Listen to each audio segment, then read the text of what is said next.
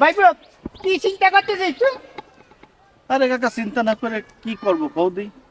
এই যে ভারত আমাকে সাথে যা শুরু করে দিছে, রাতের অন্ধকারে রাত 3টের সময় তোমার এই ভারতের বাচ্চারা দিছে দিয়ে ভারতের পানি সব আমাকে দেশে ঢুকিয়ে দিছে।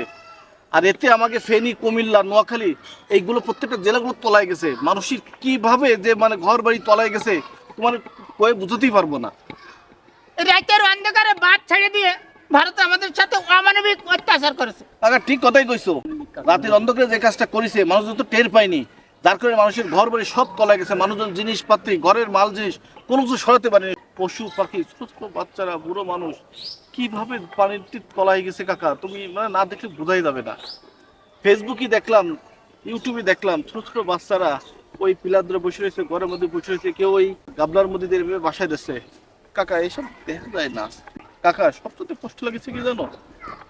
আজকে দেখি একটা বোন পানিতে বাইশে আসতেছে, বারবার করে কচ্ছে ভাই আমারে বাঁচান, ভাই আমারে বাঁচান, আমার পেটে 9 মাসের বাচ্চা। কাকা এইসব কষ্ট সহ্য করা যায়?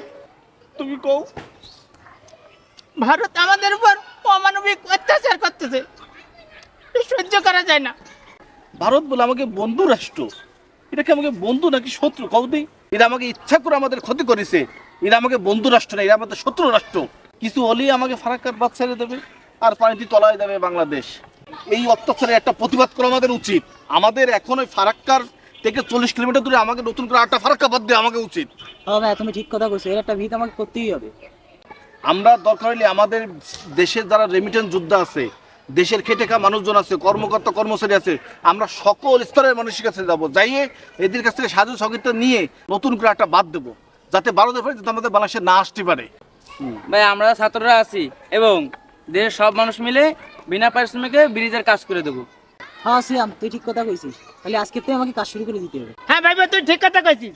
আজকের থেকে আমরা ভারতের সব পণ্য বয়কট করলাম, আর আপনাদের দেশবাসী যারা আছেন সবাই ভারতের পণ্যকে বয়কট করুন। কাকা তাহলে আমরা চুপ করে বসে থাকবো না, আমরা আজকে থেকে কাজে লেগে যাই। হ্যাঁ চলো আজকের থেকে আমরা চলে যাই কাজে। একের লাঠি 10-এর বোঝা। চলো আমরা ভারতের সবাই কোনো মিলে কাজ অত্যাচার আমরা সহ্য করবো না, এর প্রতিবাদ আমরা করবো।